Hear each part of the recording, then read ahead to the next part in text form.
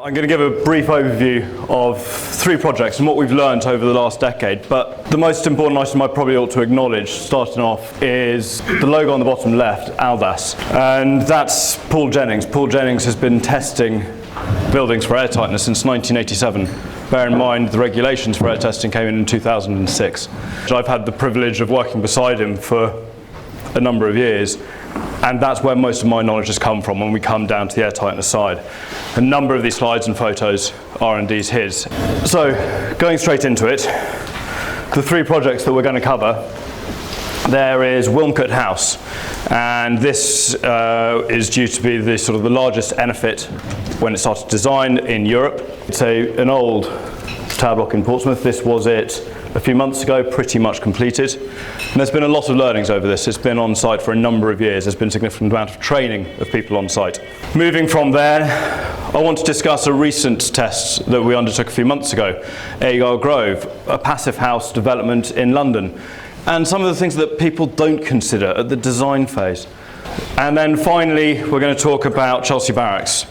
Now, this is just a very large project. There's no way of getting away from that. It's a £3 billion project. What you see there, I think, is about a sixth of the construction of the total site. That's got plenty of years to go on site still. And we'll say what systems have been implemented there and what effect that is having. Now, in order to achieve airtightness, we've heard a lot of those items that we've spoken about today as to what you need to do, what you need to apply, how you need to do it. When you get to a large site, every single step is vitally important. And as a result of that, a number of years ago, Paul developed the 12 steps to airtightness. These are the 12 steps to make sure that you will deliver airtightness on any site. But the first one is one of the oddest, the airtightness target. People come to me and they say, right, come on, you're an airtightness expert. Can you design me an air barrier system that works for an airtightness of 2.5? Well, we saw this earlier. A simple umbrella. I'll tell you what, Mr. Umbrella Maker, can you design me an umbrella that lets through 20% of the rain? It doesn't work. A design is either airtight or not. And you design for it to be airtight, if you're asked to airtight. If you achieve another value, it's because something has let it down in that design. I cannot, and no one, I challenge anyone to be able to design to a specific value. It is not technically possible. But you need to be aware of it. Once you are aware of what's going on, you work on the air barrier strategy. And we saw the red line drawings earlier on. So I'm not going to spend too much time on that. I will touch a couple of pictures on it. You then work into the actual air barrier drawings. And please note, I use the term air barrier. Air tightness is the overall aspect. The barrier is the physical item that is stopping the air. And then you get into the detailed specifications. Those specifications on big jobs are absolutely critical. Any deviation from that can have significant effects. And as we've seen, and we've seen from the information that Michael has presented, you've got the problems with different types of tapes. What generally we then do is an airtightness design review. You'll get everyone around the table, you'll start discussing exactly what's going on. Does it all fit? Does the process work together? You may end up going back to those air barrier drawings, and again, I'll show you some examples of where that has happened. Moving forward, we have the design workshop to say, right, here we go, with everyone in the team, not those that have just worked on the air barrier, not possibly just the tightness consultant and the architect, but everyone in the team. Is it possible to do it this way? And we'll step into 2 critical items that come under that design workshop in a bit. But only at that point do we say that we are happy with a verified airtight design. We believe that this building can achieve suitable airtightness. Then you start going to site. And this is where you need to train up airtightness champions. Because you need people to look after it on site. You need people to be in charge of it on site. The one thing I'll say about that now, just in case I forget later, this must never be the site manager. They have way too much to do. They must be fully aware of all the implications, but they must not be the person responsible for the airtightness. Because that's where there are problems.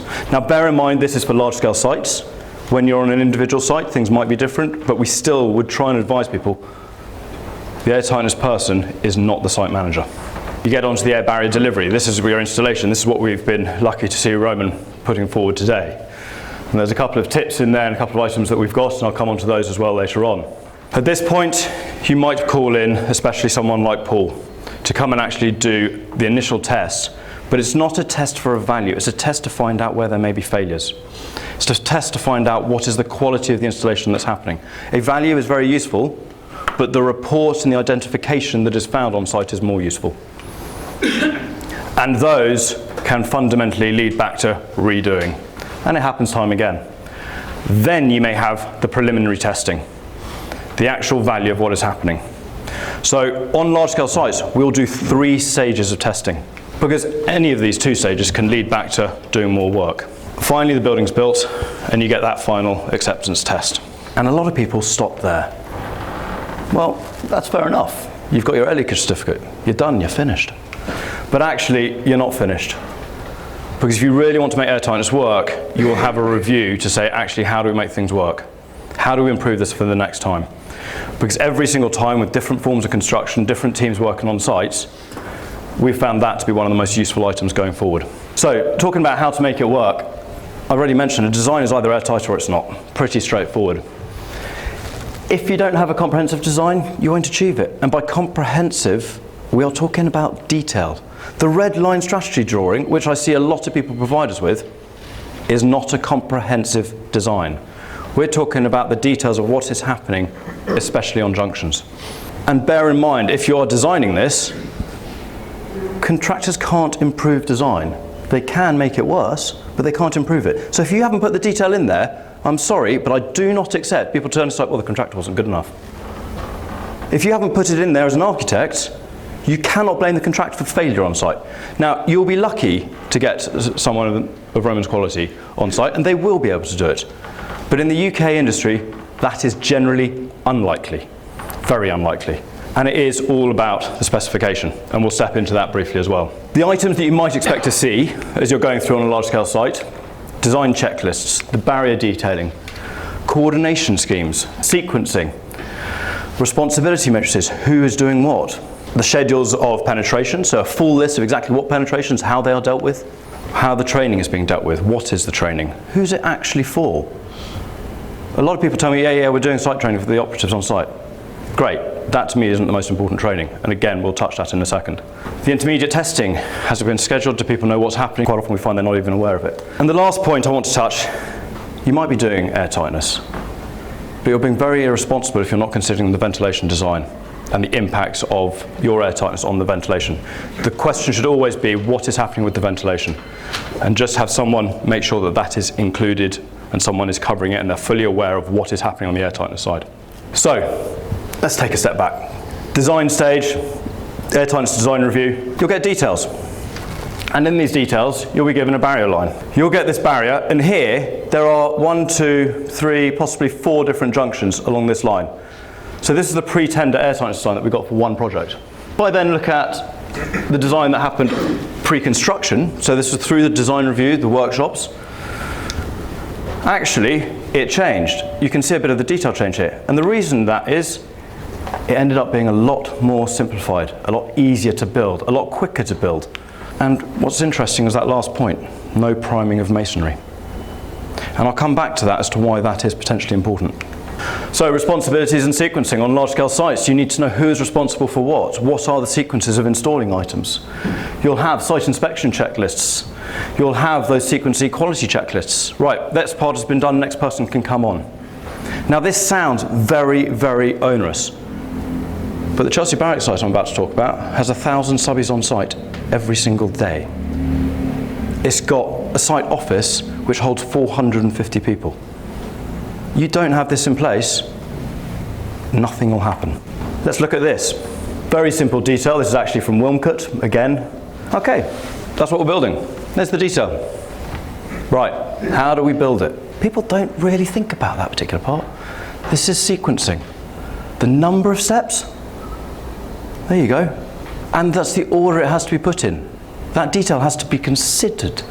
Just go, okay, what am I doing? And across the top, those are the steps for where we are checking, we're auditing the airtightness of things being done.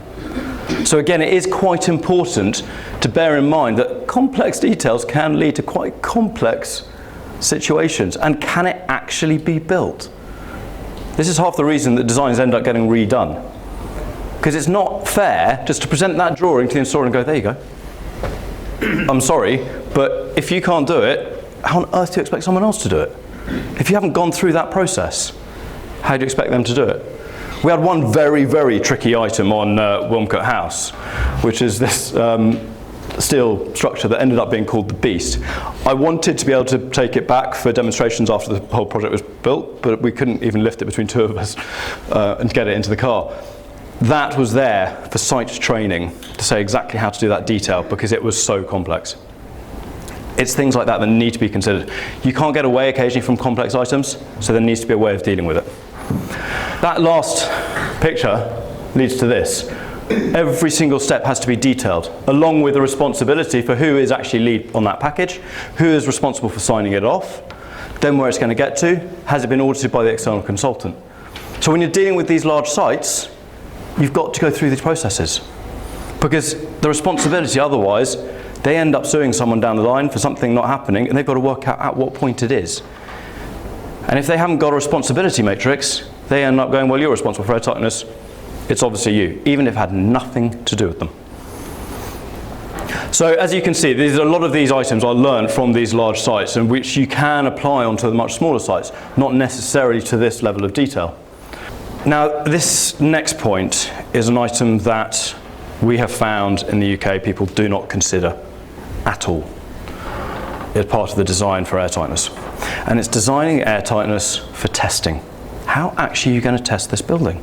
Because if you look at Wilmcote, this is the air barrier strategy. Really simple. Straight around the outside. Still, straight around, literally straight around the outside. There you go. And then you ask Paul, right, can you make sure that we've got all the steps in place for doing the testing? Right, well that's very easy. I need to test this, this, and these are going to have to be separate, and that's going to have to be separate, that's going to have to be separate from these, we're going to have to break the floors up. And you look at that, and it's an absolute nightmare. And it doesn't really work. Unfortunately, this came in too late in the process on certain items that the client didn't actually realise the implications of this. Wilmcote House, they did all of this with the residents in situ. That's great. We had said the residents cannot be there for the airtightness test, because what have you got to do for an airtightness test? You've got to make sure that there are clear air paths internally in the building to test that envelope. Tell you what, all your residents, all of you, out you go. We need you to leave all your internal doors open, all your windows closed. We need to turn off every single MVHR machine. Excuse me, I'm not leaving my front door open. To my next door neighbour, who's walking straight past my door, and who's taking responsibility for all this. That has been the problem. This site, meant to be one of those that is leading the way in Europe, has not been compliance tested for that sole purpose that people didn't consider the testing implications. Agar Grove, achieved new build passive house earlier this year. Great, 36 maisonettes, flats off 2 stair cores, 6 individual entrances. Not a huge amount. And they thought they could break it up. They hadn't considered the internal airtightness properly and how to break up those tests. And when we came to it, we ended up having to put a number of fans along the bottom, to the point where you get to, how on earth do we do this test? Well, Paul managed to get a number of his colleagues in the industry to come out and help. There was 3 different companies, all under Paul's guidance, to do the most complex co-pressure test the UK has yet seen. Every single one of those fans had to be balanced with each other to equalise the pressure in every single location across the building. The preparation started with Paul on site at 7 in the morning. We started testing at 4:30 in the afternoon. 9 of us setting it up, because that consideration wasn't in place. There were a vast amount of pipes to go around to measure all the pressures across the space. And bear in mind there's then extra tubing that goes the whole way around the building to average out the existing pressure differences on the outside to take into account for wind on different aspects of the building. And some of them have to go vertically, some of them go the whole way around. Significant lengths of piping that are around there.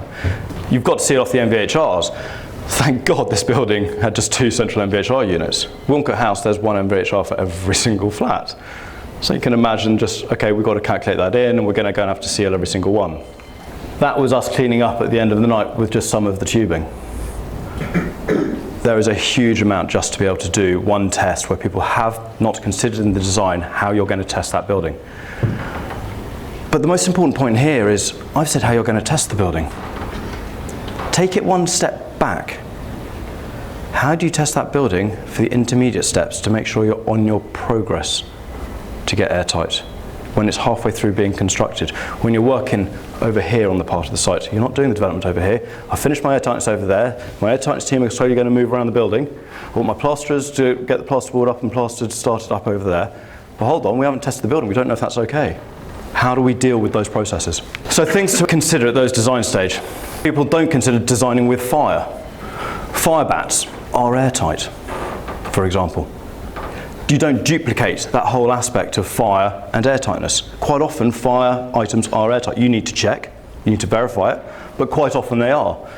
I had some great questions, partly from the fire consultant and from someone else at Chelsea Barracks, where they basically said, I don't understand this. We've got to get the airtightness, and we know the airtightness is absolutely crucial, but we're going to have to go through the fire barrier. Sorry?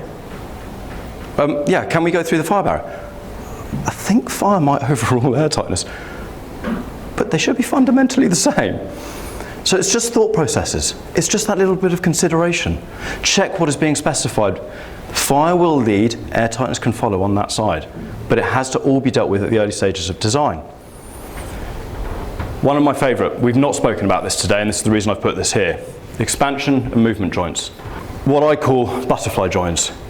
People don't consider when they're doing the taping or in the detailing and the specification they really should do, how you deal with movement in buildings, how you deal with expansion joints. And at this point, when you're dealing with concrete to timber or even timber to timber, it is absolutely critical that there is a way for that movement to be taken into account. So with a bit of tape, you can actually pre-fold and attach two parts of the tape so that there's a bulge in the middle and have those. The reason we mention this is Paul and I went down on some testing recently to go and have a look at a building. We were asked to go in for an expert witness. And the building had achieved a value of 1 a year and a half ago. Paul tested it and achieved a value of 5. And the reason for that was the timber movement of the structure. It had moved so much, it had crushed some of the windows that some of the windows couldn't open. It had pulled away from other windows that the tape had just literally been pulled straight off because the tape was hard applied. There was no movement in that tape for any form of expansion. So again, it's items like that you need to consider. If there is an expansion or a movement joint, how do you deal with it? Design for the future. This is a very simple point. This is just what is happening mainly with services. Buildings change. We've already heard that these products can stay in for up to 100 years on the taping. I tell you what, services don't. So what's the process of getting back into those services without destroying that airtight air? Again, something just to consider. Yeah, this is a personal favourite recently, gas risers. Gas risers need to be ventilated. They have an open vent shaft at the roof. Just consider that in your design. It needs to be isolated from the airtightness of the building. It needs to be airtight the whole way around it. And please don't do what they've just done on one of the sites and say, right, we're putting the gas, it's going into where all the rest of the M&E stuff is. Technically, that becomes a ventilated shaft. Now, ventilated shafts don't get sealed for airtightness testing. A gas riser does get sealed for airtightness testing.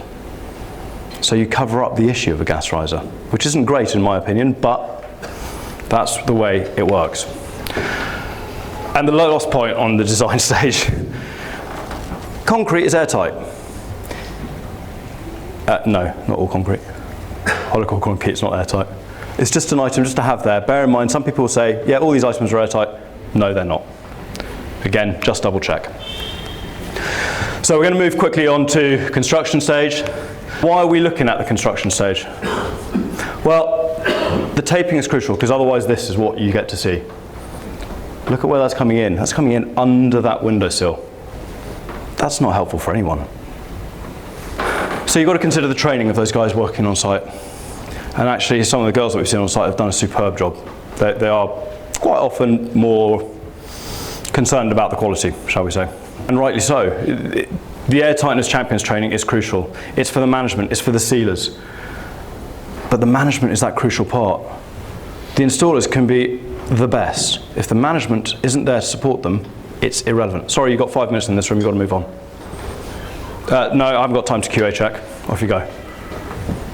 whole thing can fall down on that side. And you end up looking at the training being, we look at these various items. How can you seal it? What do you use? There are different ways of doing it. You've actually got some great items behind you that's been demonstrated to you already. You can go a step further on some of the larger sites and create airtightness demonstrators. And these demonstrators are boxed, which show all the different types of penetrations that you might have on site. And actually one that we built with E.H. Smith a bit of time ago literally was the exact structure that they were going to be using there. And that was what they've used in their training centre. And people are allowed to understand it. So, leak checker fans, and the reason I've got this in is back to that initial question of, on a large site, how do you deal with moving off one part of the site to move to the next bit, to move to the next bit, and to move on? Leak checker fans is the crucial bit. We don't need a result. We need to understand the quality of the installation in that location.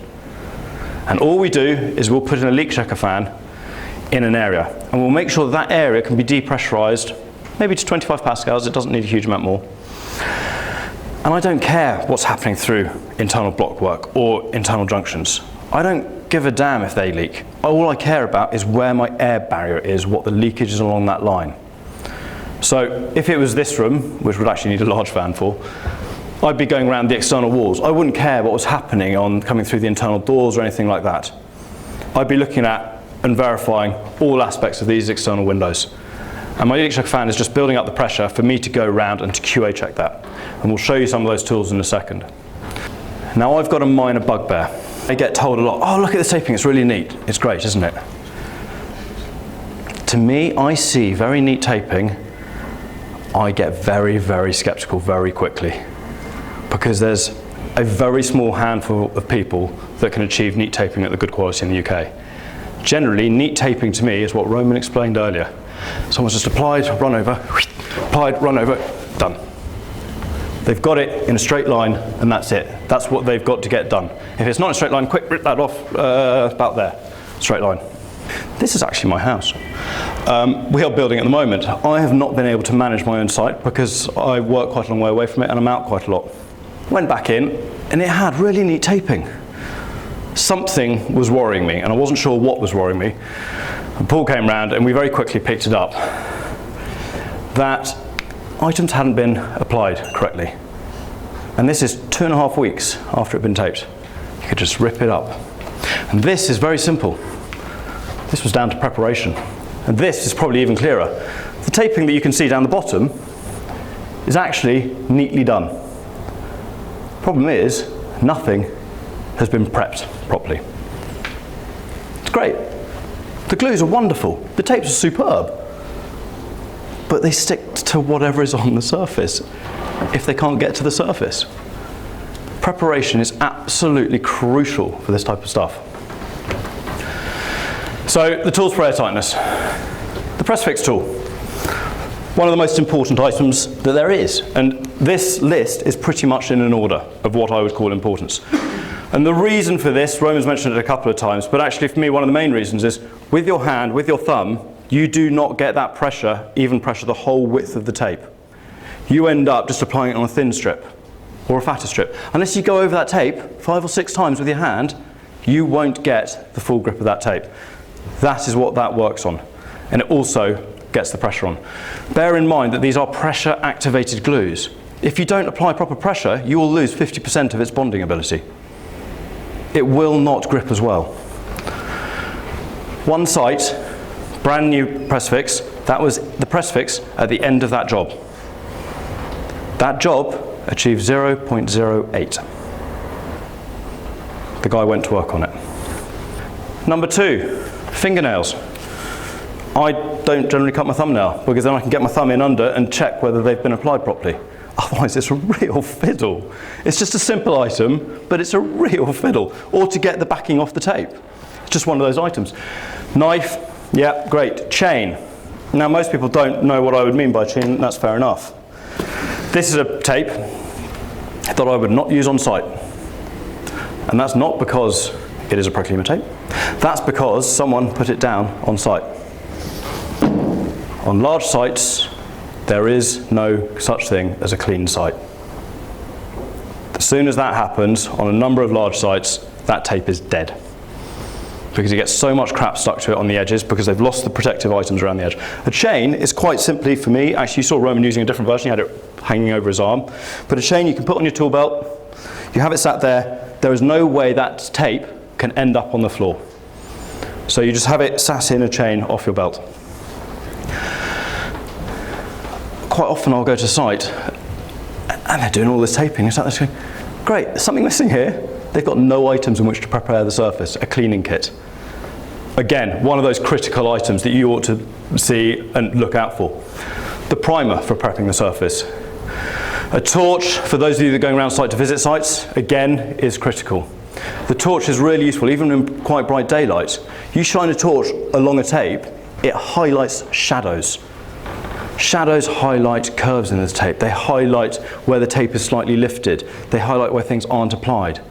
As soon as you see a shadow, that's what you need to look at. So a very bright torch is really useful just to run along a seam. Camera. The reason I say camera is those of you that are installing, you should provide evidence of what you're installing. And again, it's one of those things that is crucial for a lot of avoiding blame later. Then we get into some of the more interesting items. How do we test that it actually works on a small bit? Well, here we've got a battery hairdryer. You can put one person outside, you can have this running there, and you can blow some hot air through. On the inside, if you're good, you'll feel it with your hand.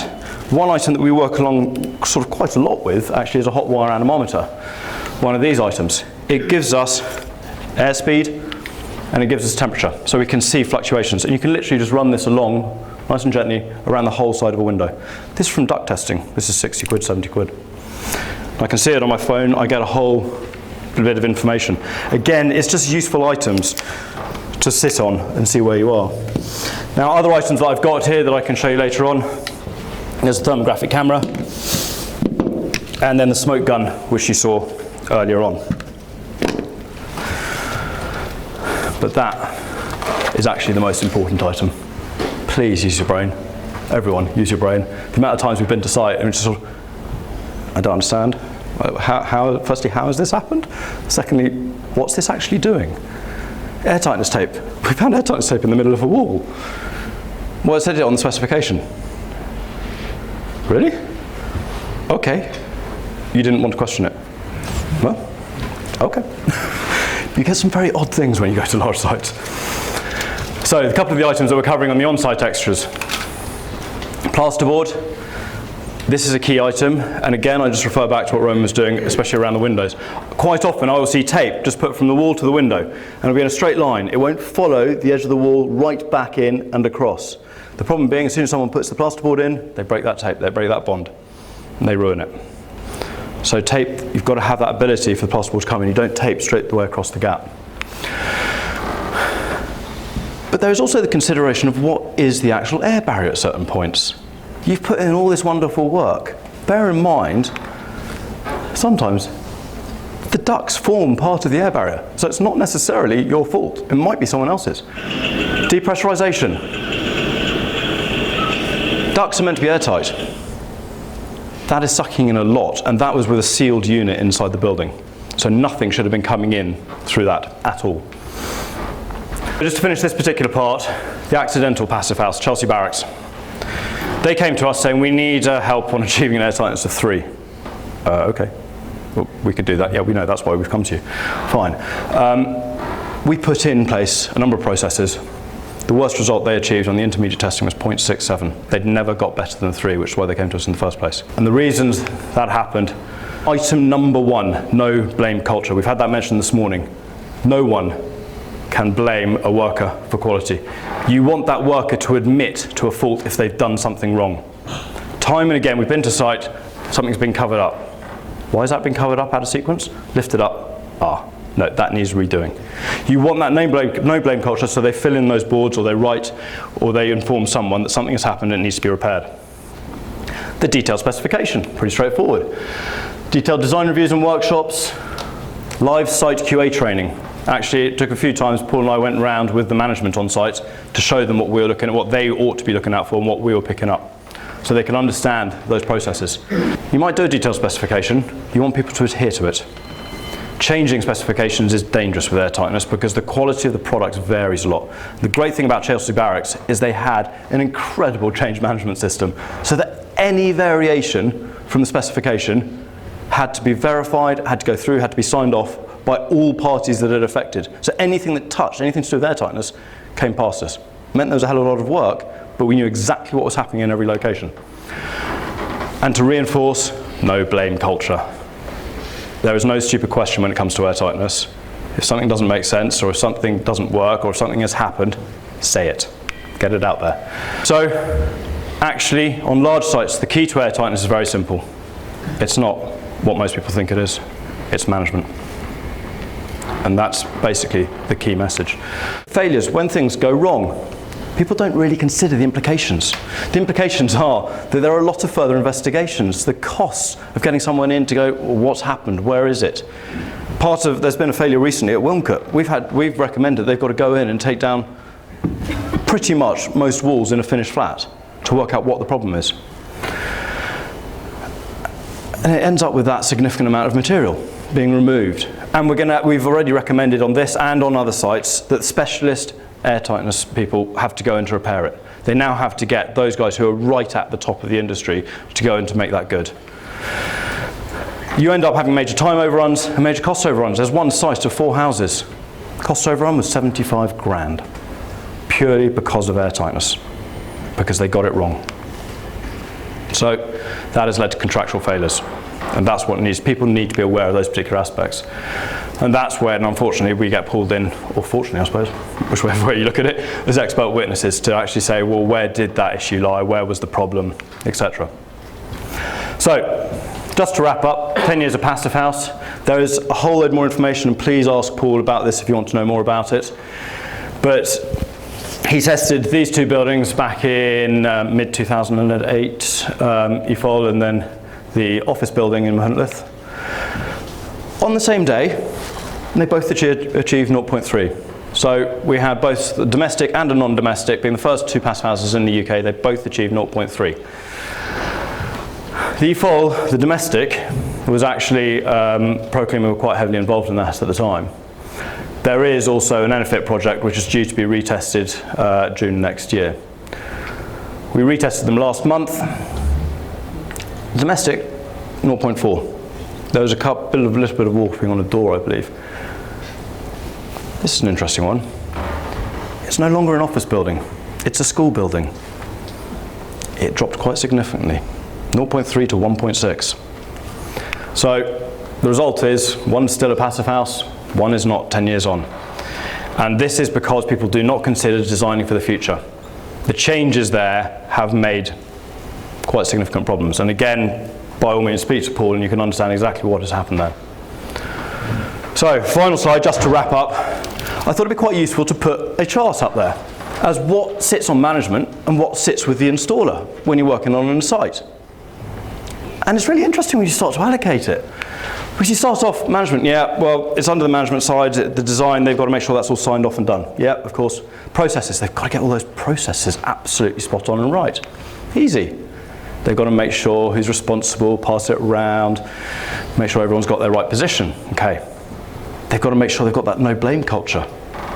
Again, that's part of the management side. They've got to make sure there's someone there checking on the quality. There's some form of quality enforcement. They've got to make sure the sequencing is correct and that fits in with the procurement. They all come in. That's all through the management and the ordering process of the whole build. They've got to make sure they've got a way of dealing with changes. And again, it's management. And then where does the testing fit in? How does that work? So yeah, a fair bit. The installer has to deal with quality. They've got to get their quality right. Oh, and by the way, they've still got to get their quality right. And I can't think of anything else, so they've got to think of quality. So tell me what you think is important on large sites to make it work. All of them. All of them. But as good as you might have an installer, a large site will not work if you don't get that management training absolutely spot on. It is about delivering and making sure management works. And that's the crucial thing when you work on these large sites. Thank you.